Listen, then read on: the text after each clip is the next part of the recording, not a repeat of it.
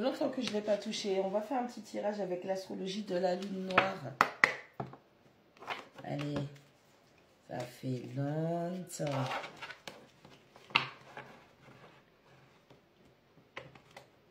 Ça fait tellement longtemps que j'arrive même plus à... Parce que ce sont des 34 en fait. Hop. Allez. Qu'est-ce que tu as comme info?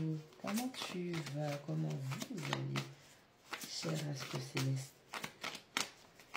Ah oui, mes astres célestes, presque.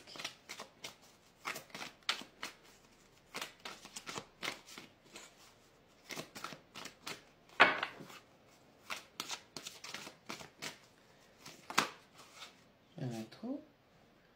On va prendre la première. La maison 9, la foi. Alors, la maison 9, c'est la maison d'où est né le signe du Sagittaire. Mais en même temps, on nous parle de la foi qui représente le poisson.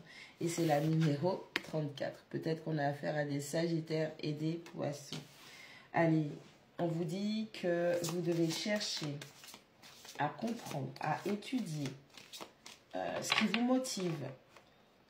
Il y a une étude de cas à faire pour pouvoir manifester ce en quoi vous avez foi.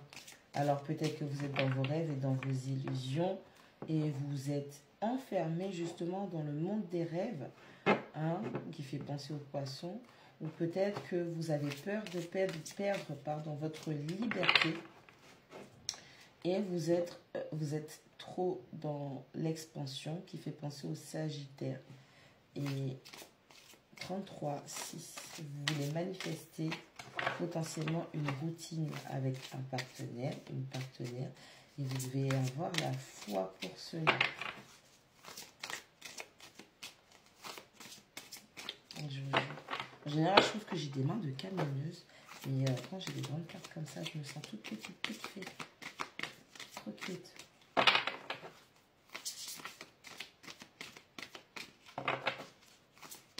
Évident. On va aller les chercher, c'est ça? Allez. 37, élément feu. Je vous ai parlé de Sagittaire. Élément feu. L'élément feu. Vision. L'action. L'expansion. La passion, le désir. On parle justement du désir 37. On prend un nouveau départ avec plus de foi. Qu'est-ce que tu désires? Qu'est-ce que ton cœur désire? Tu as foi en la concrétisation de quel désir? Oui, mais est-ce que c'est un désir qui te permet de te construire ou c'est juste un feu qui te consume et puis après tu passeras à autre chose? Tous les désirs ne sont pas bons à concrétiser, à réaliser. Mais celui-ci, je pense que tu désires, tu souhaites quelque chose qui va te permettre de prendre un nouveau départ. Et ce désir-là, il va falloir l'utiliser. J'allais dire pour le transformer, on a la 20, scorpion, je transforme. Pour transformer, vous avez un désir qui vous motive, qui est caché au plus profond de vous, c'est du scorpion, ok? Et le scorpion, il peut être très, très, très passionné. On vous demande en ce sens de transformer ce désir, cette passion. C'est comme s'il y a une passion qui était dévorante par rapport à un partenaire. Peut-être que vous êtes obsédé par quelqu'un. Quelqu'un est obsédé par vous. Je sais pas, pour moi, c'est vraiment Sagittaire, poisson. La maison 12, poisson. Oh putain, pardon. La maison 12, la numéro 36, la fuite. On a peut-être vraiment affaire à un poisson et un Sagittaire. Ou un signe d'eau et un signe de feu. Et la fuite. On a quelqu'un qui a fui dans le monde des rêves. On a quelqu'un qui s'est réfugié dans ses illusions. Ok? On a quelqu'un qui passe des cycles et des cycles enfermés dans sa prison. On a quelqu'un qui doit clôturer ce cycle et sortir de sa cachette.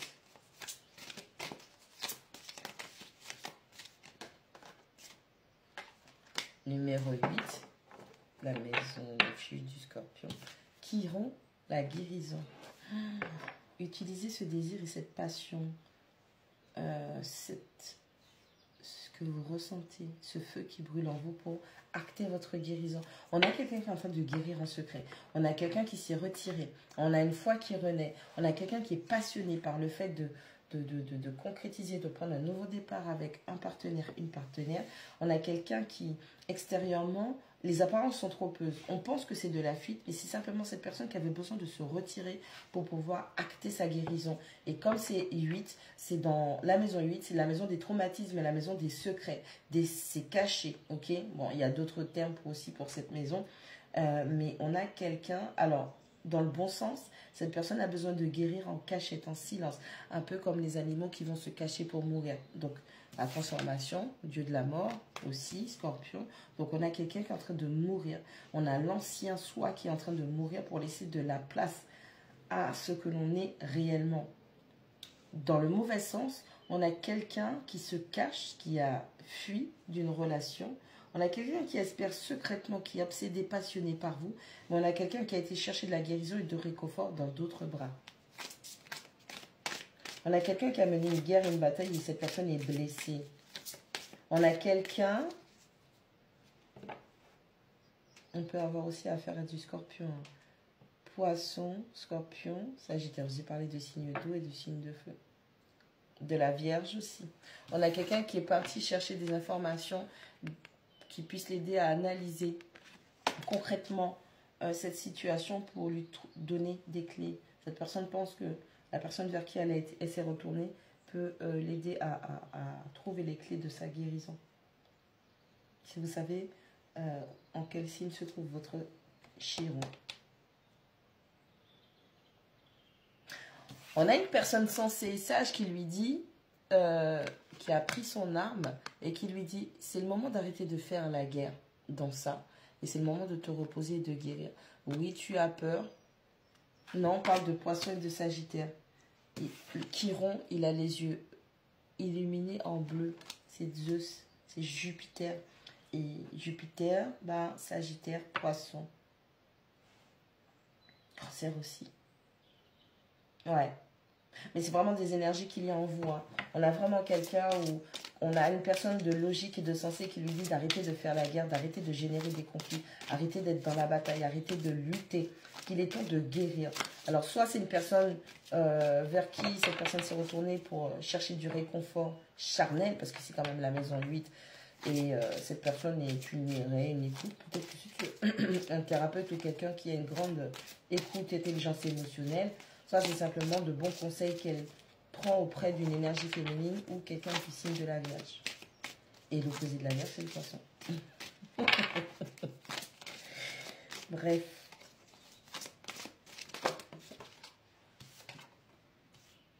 Quand retour de Saturne, l'âge. Okay. On a une personne qui se rend compte que ces conflits, pendant toutes ces années, pendant tout ce temps, n'amènent à rien. On a quelqu'un qui se reconnecte émotionnellement. Je vous ai dit, on a quelqu'un qui est en train de se délester de son ancienne peau. On a un serpent, scorpion, qui est en train de se transformer, qui est en train de muer. On a quelqu'un qui lâche une espèce de passion malsaine pour pouvoir se focus sur une passion, un désir qui est plutôt sain, qui va l'aider à se transformer.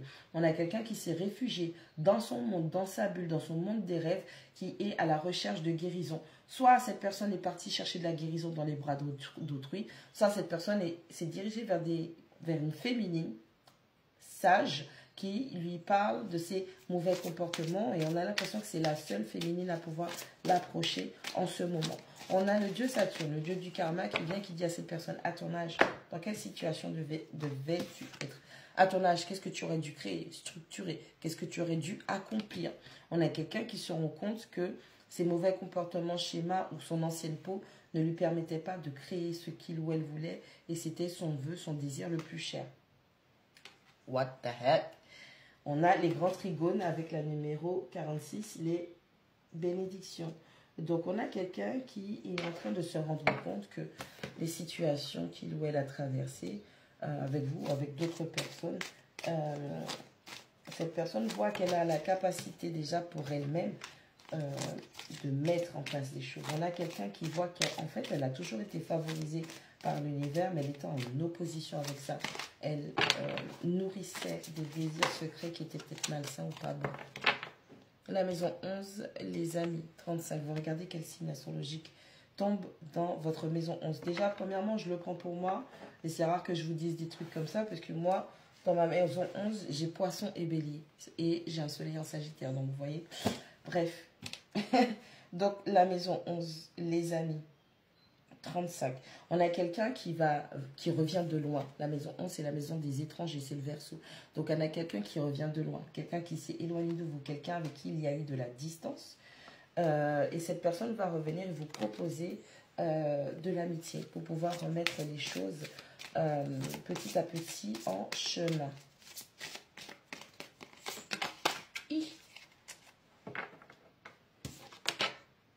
La maison 7.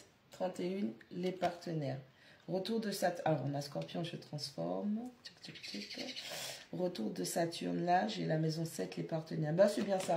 On a quelqu'un qui est en train de transformer une ancienne façon de faire, des anciens schémas. Parce qu'il y a Saturne, il y a un retour de Saturne, le dieu du karma, le dieu du temps, qui interroge cette personne. Qui toque à la porte, c'est le grand-père qui vient voir, qui dit, alors mon fils, tout ce temps que je t'ai laissé, qu'est-ce que tu as structuré, qu'est-ce que tu as bâti? Ok. Et concernant les relations, c'est la numéro 31. Donc, qu'est-ce que tu as structuré? Quel lien as-tu bâti? Comment as-tu traité tes liens? Qu'est-ce que tu as mis en place avec ton ou ta partenaire? Il est temps maintenant de rendre des comptes. 19, balance d'équilibre. Donc, on a quelqu'un qui va vouloir recréer de l'harmonie avec vous. On a quelqu'un qui va vouloir de l'engagement. On a quelqu'un qui va vouloir structurer les choses avec vous de façon à ce que ce soit équilibré et donnant-donnant.